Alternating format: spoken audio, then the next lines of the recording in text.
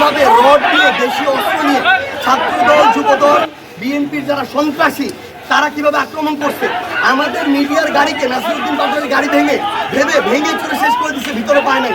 ওরা আমি যে গাড়িতে ছিলাম, নাসির ভাই যে গাড়িতে ছিল, ওই গাড়িতে তারা রড নিয়ে গাড়ির উপরে উঠে পর্যন্ত গ্লাসে মারছে, 2 গাড়ি বের হয়ে গেছে।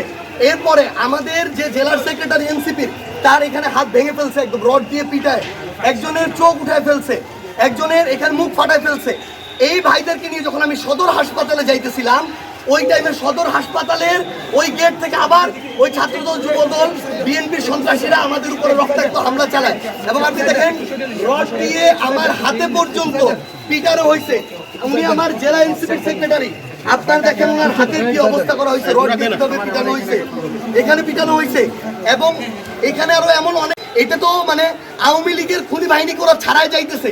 তারেক রহমান, সালাউদ্দিন আহমেদ বলুক যে তারা এই ধরনের খুনিদের পোষে, তাদের বিরুদ্ধে আমাদের আবার নামতে হবে। এরা ভুলে গেছে এরা 17 বছর কি জুলুমে ছিল, কিভাবে এরা অন্যায় শিকার হয়েছিল। এরা ভুলে গেছে যে জুলাইয়ে আমরা কিভাবে কি করছি একসাথে সবাই মিলে। কিন্তু আজকে এরা সন্ত্রাসী খুনি বাহিনীর মতো মানুষ মারার জন্য উদ্যত হয়েছে। আপনি দেখেন আমার একটার পর একটা আক্রমণ, আমার সাধারণ যারা আমাদের সমর্থক নেতাকর্মী তাদের কাউকে পর্যন্ত তারা হসপিটাল পর্যন্ত যাইতে দিতেছে না। ওনার এই হাত ভেঙে শেষ, ওনাকে হসপিটালে যাইতে দিচ্ছে না। আমরা ওইখানে আমাদের কয়েকজনকে, আরিম কোথায়, আমাদের কয়েকজনকে হসপিটালের সামনে এভাবে মাটিতে ফেলে, ছাত্র দলের যারা ছিল এখানে সন্ত্রাসীরা, ওরা এভাবে মাটিতে ফেলে পিটাইছে।